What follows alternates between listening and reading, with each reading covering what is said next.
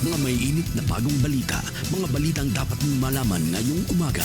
GV Balita Express. GV Balita Express. Mga balitang kinalap ng buong puwersa ng GV 99.9 Batangas. GV Balita Express. GV Balita Express. Mga balita sa loob at labas ng Timog Katagalugan. GV Balita Express. GV Balita Express. Narito na ang GV Balita Express. Magandang umaga mga ka-vibes. Kayo ay nakatutok sa GV 99.9, Your Good Vibes. At ito na po ang GV Balita Express sa programang Good Vibes Morning. Kasama ninyo ang inyong lingkod po, DJ Frankie. At kasama rin natin sa kabilang linya si DJ Noel at DJ Joey Boy upang maghatid ng pinakabagong balita, keeping you GV informed, GV aware, and GV updated. Muli, ito po ang GV Balita Express.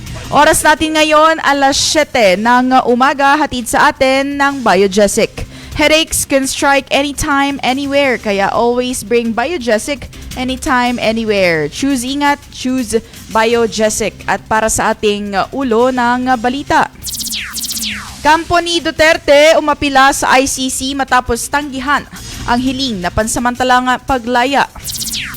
Mambabatas, itinutulak ang pagtatayo ng undersea tunnel na magdudugtong sa Luzon at Visayas. Pilipinas di magpapaigting sa panibagong agresyon ng China sa West Philippine Sea ayon sa PCG. At Police Maynila, nagsagawa ng simulation bilang paghahanda sa mga protesta. At magkasunod na lindol na tumama sa Davao Oriental nitong Biyernes, doublet earthquake ayon sa FIVOX. Mangingisda tinamaan ng kidlat sa Nasugbu, Batangas. At 2 lalaki na sangkot sa tangkang pagnanakaw sa convenience store sa Tuwi, Batangas, arestado. Libreng serbisyo sa libing para sa mahihirap, ganap ng batas. At para sa ating balitang weather, easterlies magpapaulan sa silangang bahagi ng Luzon at Visayas. At para sa ating good vibes, balita, Boracay, Palawan, Siargao, pasok sa top islands sa Asia. At sa produktong petrolyo, posibleng bumaba bukas. Para sa detalye ng ating balita, kampo ni Duterte umapila sa ICC matapos tanggihang ang hiling na pansamantalang paglaya. Para sa ating detalye, DJ Joey Boy, ibalita mo. GV Balita Express. DJ Frankie, naghain ng apila ang kampo ng dating Pangulong Rodrigo Roa Duterte sa International Criminal Court o ICC matapos tanggihan ng pre-trial chamber ang kanilang hiling na interim release o pansamantalang paglaya. Kinumpirma ng lead counsel ni Duterte na si Attorney Nicholas Kaufman na inihain nila ang apila 1 linggo na ang nakalipas at tinawag niyang mali ang naging desisyon ng hukuman. Sa inilabas na 23 pahinang desisyon noong Setyembre 26, iginiit ng ICC na kailangang manatili sa kustodiya si Duterte upang maiwasang maapektuhan ang investigasyon at mga proseso. Tinukoy din ng hukuman ang posibilidad na siya ay flight risk at maaaring makaapekto sa mga saksi. Tinanggihan ng ICC ang argumento ng depensa na dapat palayain si Duterte dahil sa edad at kalagayang pangkalusugan nito at sinabing may sapat na serbisyong medikal sa loob ng ICC Detention Center. Ngunit ayon sa kampo ng dating Pangulo, hindi umano naaangkop si Duterte na humarap sa paglilitis dahil sa cognitive decline, ngunit sinabi ng mga hukom na walang sapat na ebidensya upang patunayan ito. Samantala, suportado naman ni mamamayang Liberal Party List Representative Leila de Lima at ilang human rights groups ang naging desisyon ng ICC at sinabing patunay lamang umano ito na may sapat na basehan ang kaso laban sa dating Pangulo. Tumanggi namang magbigay ng komento si Vice President Sara Duterte hinggil sa kaso ng kanyang ama at sinabing nakatuon muna siya sa mga biktima ng lindol sa Davao Oriental.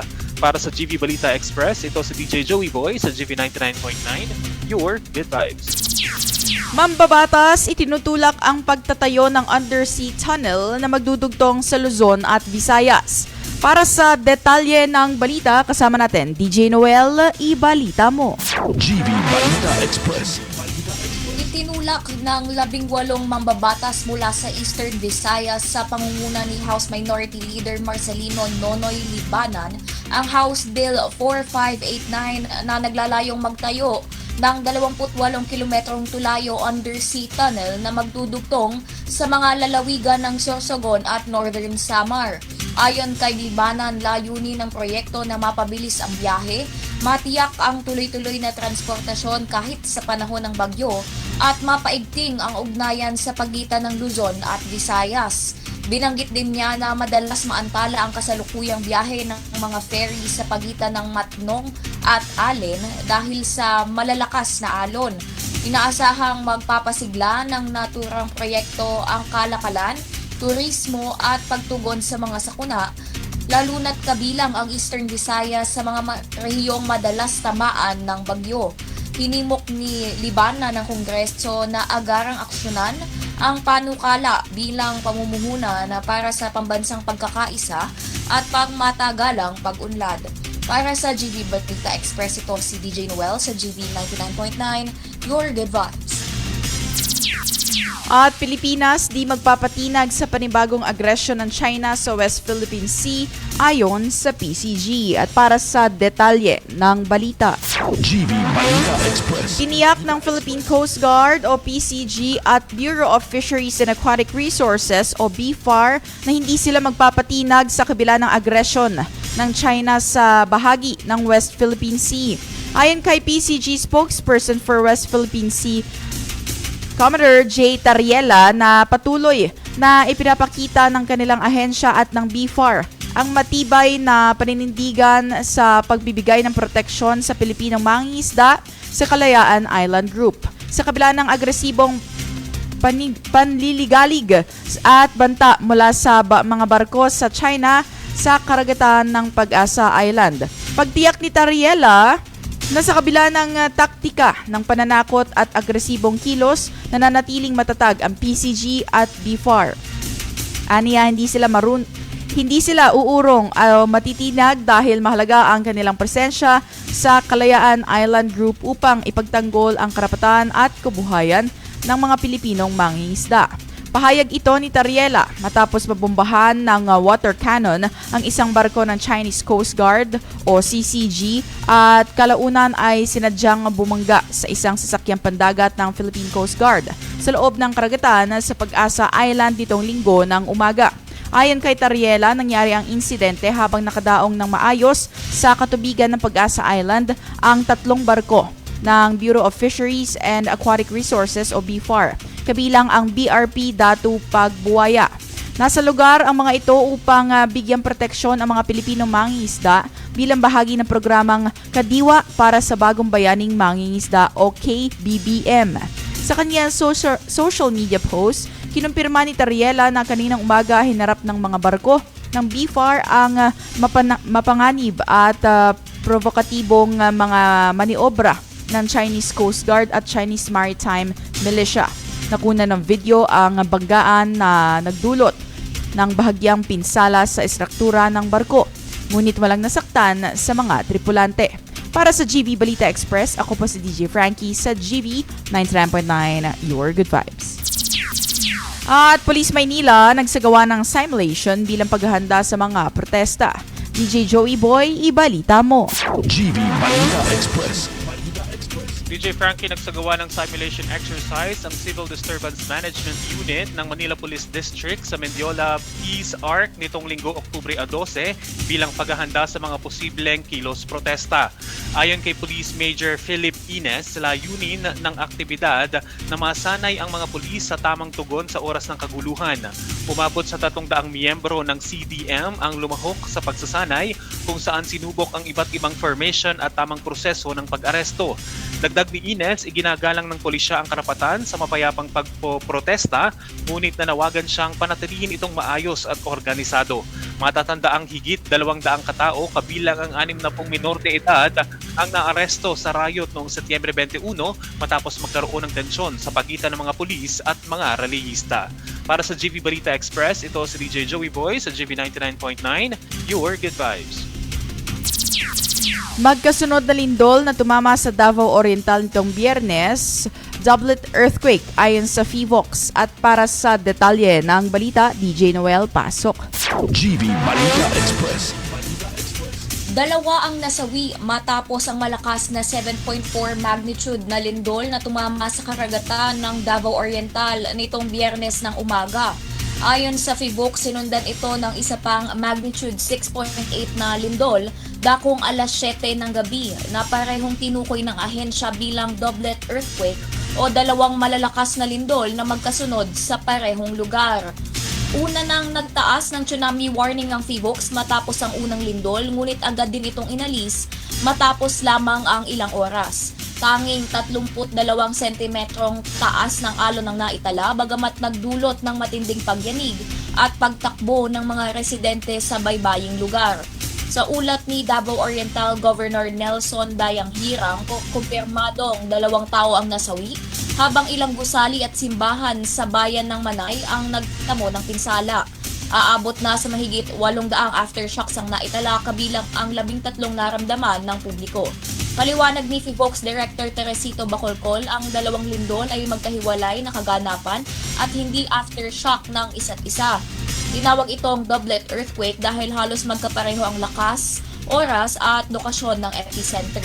Tiniyak ng PHIVOX na maliit ang posibilidad na magdulot ito ng mas malakas pang lindol, ngunit pinapayuhan ng publiko na manatiling alerto sa mga posibleng aftershock. Para sa GV Balita Express, ito si DJ Noel sa GV 99.9, Your Good Vibes. Mangingisdang tinamaan ng kidlat patay sa Nasugbu, Batangas. At para sa detalye ng balita, GV Balita Express. isang lalaki ang nasawi matapos tamaan ng kidlat sa barangay Bundukan, Nasugbu, Batangas dakong alas 12 ng tanghali nitong Oktubre 9. Ayon sa investigasyon ng Nasugbu Municipal Police Station, ang biktima na kinalalang si Alan, 48 years old, residente ng barangay Putat, ay kasama noon ang isang Nicolas habang nangunguha ng alimango at seashells sa nasabing barangay. Habang abala sa pangunguha, biglang kumidlat at tinamaan ang biktima na agad nitong ikinasawi. Dinala naman ng kanyang kasama ang katawan sa bahay ng pamilya upang ipaalam ang nangyari. Sa ulat ng pulisya, pinili ng pamilya ng biktima na huwag nang isailalim sa autopsy examination ang katawan ng biktima. Para sa GV Balita Express, ako po si DJ Frankie sa GV 99.9, Your Good Vibes. At 2 lalaki na sangkot sa tangkang pagnanakaw sa convenience store sa Tuwi, Batangas, arestado. DJ Joey Boy, ibalita mo. GV Balita Express. Arestado ang 2 lalaki na sangkot sa tangkang pagnanakaw sa isang convenience store sa barangay Rilo, Tuwi, Batangas. Kinilala ang mga sospek na sina Jello, 34 anyos at Edward, 37 anyos. Kapwa sila tubong Pampanga pero kasalukuyang naninirahan sa barangay Lambangan, Nasugbu, Batangas. Ayon sa Tuwi Municipal Police Station, Oktubre Agis nang isagawa ang follow-up at hot pursuit operation laban sa mga sospek matapos ang nasabing attempted robbery. Nakita umano ang dalawa na pag-alagala malapit sa isang convenience store sa barangay Luna, Tuwi, dahilan para agad silang sitahin ng mga pulis. Sa isinagawang stop and frisk, nakuha kay Jello ang isang kalibre 38 revolver na may 6 na bala, habang sa sling bag naman ni Edward ay nadiskubre ang isa pang kalibre 38 revolver na walang serial number at may 4 na bala. Nabigo ang dalawa na magpakita ng mga dokumentong nagpapatunay ng legal na pagmamay-ari ng naturang mga baril. Dahil dito parehong sinampahan ng kaso ang mga sospek sa paglabag sa Republic Act 10591 o ang Comprehensive Firearms and Ammunition Regulation Act. Sa ngayon ay nakakulong na ang dalawa sa Tuwi Municipal Police Station habang patuloy ang investigasyon. Para sa GV Balita Express, ito si DJ Joey Boy sa GV 99.9, Your Good Vibes. At libreng serbisyo sa libing para sa mahihirap, ganap ng batas. Para sa detalye ng balita, DJ Noel, ibalita mo. GV Balita Express. DJ Frankie, ganap ng batas ang panukalang nagbibigay ng libreng serbisyo sa libing para sa mga nangangailangang pamilyang Pilipino matapos itong mapasa batas kahit hindi nilagdaan ni Pangulong Ferdinand Marcos Jr. Ang bagong batas, Republic Act No. 12309 o Free Funeral Services Act, ay otomatikong naging epektibo noong Setyembre 28 makalipas ang 30 araw mula nang maisumite ito ng Kongreso sa Malacanang alinsunod sa Article 6, Section 27 ng 1987 Constitution. Sa ilalim ng batas, ang Department of Social Welfare and Development o DSWD ang mangunguna sa pagbibigay ng libreng serbisyo sa libing sa mga pamilyang nasa krisis kabilang ang mga indigent o mga nasalanta ng kalamidad. Sasaklawin din ng libreng funeral package ang embalsamo, burol, cremation o libing, transpiration at kabaong o urn. Bago makapag-avail, kailangang magsumite ang pamilya ng death certificate, valid ID, kontrata sa funeral home at social case study mula sa DSWD social worker. Ang mga funeral establishments na kasali sa programa ay babayaran ng DSWD regional offices base sa aprobadong kontrata. Ang paunang pondo ay kukunin mula sa 44.75 billion pesos na budget ng Assistance to Individuals in Crisis Situations o AICS. Kaugnay nito, papatawan ng multang 400,000 pesos at pagkansela ng lisensya ang mga funeral homes na lalabag sa bagong batas. Samantala, ang mga mahuhuling mandaraya naman o magsusumite ng peking dokumento para makakuha ng libreng serbisyo ay makukulong ng 6 na buwan at pagmumultahin ng hanggang 500,000 pesos. Naugunitang ang RA 2309 ay unang ipinasa ng Senado bilang Senate Bill number 2965 noong Hunyo 2 at inadapt ng Kamara bilang House Bill number 102 noong Hunyo 11. Naipadala ito sa Office of the President noong Agosto 28, ngunit hindi naman pinirmahan ni Marcos Jr. hanggang sa ito'y maipasabatas sa pamamagitan ng paglipas ng panahon noong Setyembre 28. Para sa GV Balita Express, ito si DJ Noel sa GV 99.9, Your Good Vibes. At para sa ating weather update, GV 99.9 Weather Update. Weather Update.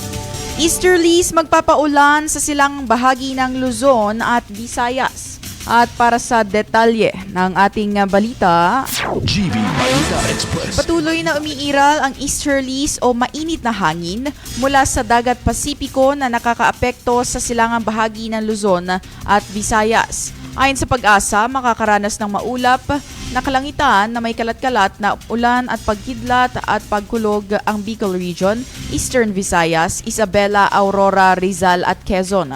Posible rin ang mga flash flood o paghuho ng lupa dahil sa katamtaman hanggang malalakas na ulan.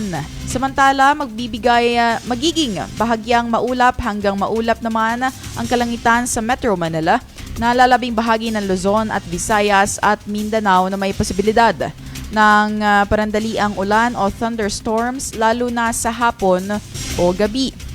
Pinapayuhan ang publiko na maging alerto sa biglaang pagbaha o landslide dulot ng malalakas na buhos ng ulan. Para sa GV Balita Express, ako po si DJ Frankie sa GV 99.9 Your Good Vibes. At sa ating Good Vibes Balita, Boracay, Palawan at Siargao, pasok sa top islands sa Asia. Para sa detalye ng balita, DJ Joey Boy, ibalita mo. GV Balita Express. DJ Frankie, muli ngang nakapwesto sa top 10 islands sa Asia ang tatlong isla sa Pilipinas na Boracay, Palawan at Siargao sa 2025 Reader's Choice Awards ng Condé Nast Travelers. Batay sa website ng US-based luxury and lifestyle magazine. Sa nasabing website, ang Boracay ay nasa ika-4 na pwesto habang ang Palawan ay nasa ika-5 at ika-7 naman ang Siargao. Sa ulat, nanguna ang Phu Quoc ng Vietnam, pumangalawa ang Langkawi ng Malaysia. Inaasahan ng Department of Tourism o DOT na ang muling pagkilala sa kagandahan ng mga lugar na nabanggit bilang tourist destination ay lalo pang magpapalakas sa turismo ng bansa. Para sa GV Balita Express, ito si DJ Joey Boy sa GV 99.9, Your Good Vibes. Presyo ng produktong petrolyo posibleng bumaba bukas. Para sa detalye, DJ Noel, pasok. GV Balita Express. DJ Frankie, may bahagyang rollback sa presyo ng produktong petrolyo bukas matapos ang 7 sunod-sunod na linggo ng pagtaas. Ayon sa Department of Energy, batay sa 4 na araw na trading sa Means of Platts Singapore na asahang bababa ng 17 sentimo kada litro ang gasolina, 54 sentimos kada litro ang diesel at 47 sentimos kada litro ang kerosene. Pero paliwanag ng Department of Energy Oil Industry Management Bureau Assistant Director Rodela Romero, posibleng walang galaw o minimal lang ang bawas sa presyo ng diesel at kerosene habang maaaring tumaas pa rin ng bahagya ang presyo ng gasolina dahil sa dagdag gasto sa operasyon at premium costs ng mga kumpanya.